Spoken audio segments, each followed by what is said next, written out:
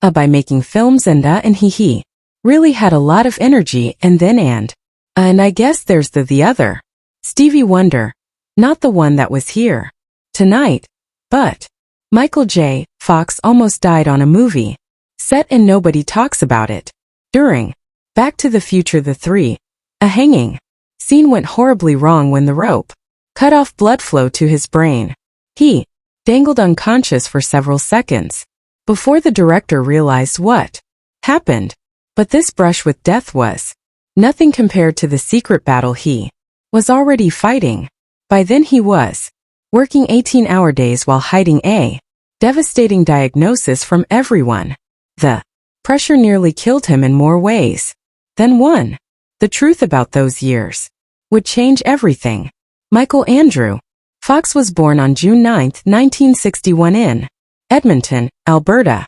His father was a career soldier in the Royal Canadian Corps of Signals and his mother worked as a payroll clerk and had a quiet love for acting.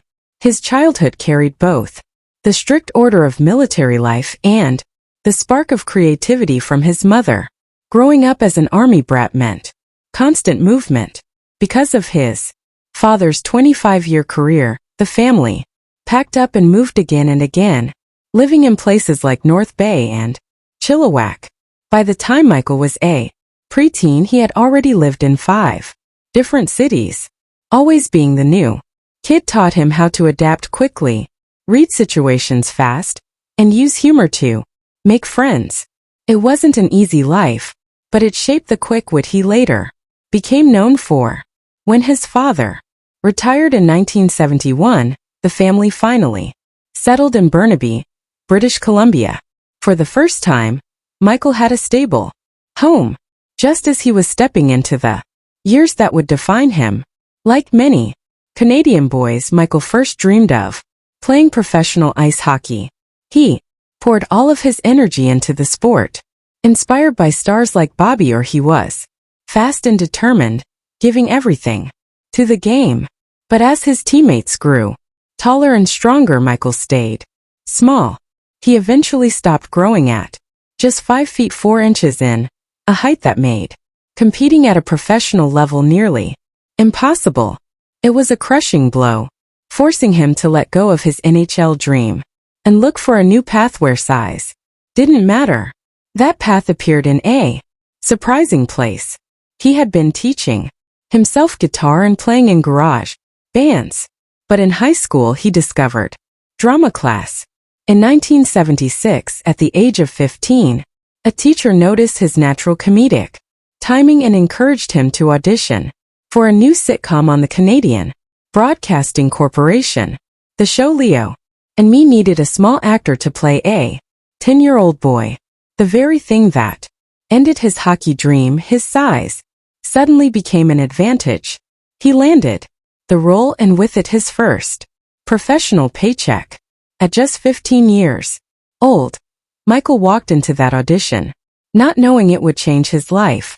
The producers were surprised that a teenager with almost no professional experience could handle the part, but his youthful look and natural ability won them over.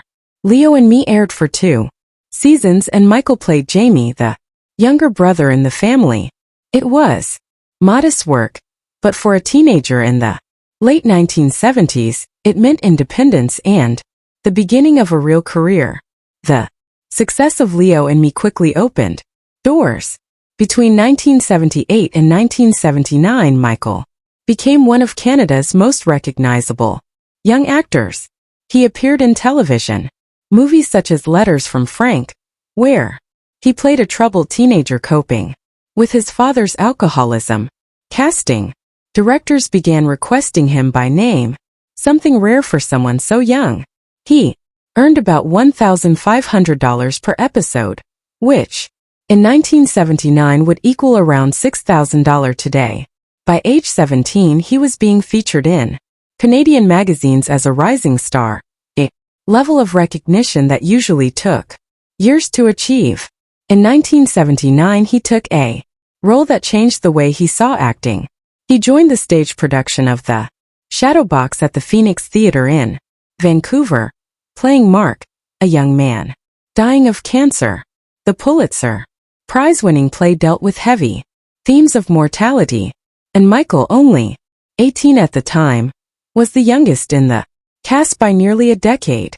The run lasted 6 weeks with 8 shows each week, and he was paid just $200 per week, a sharp drop from television pay. But what he gained was far more important.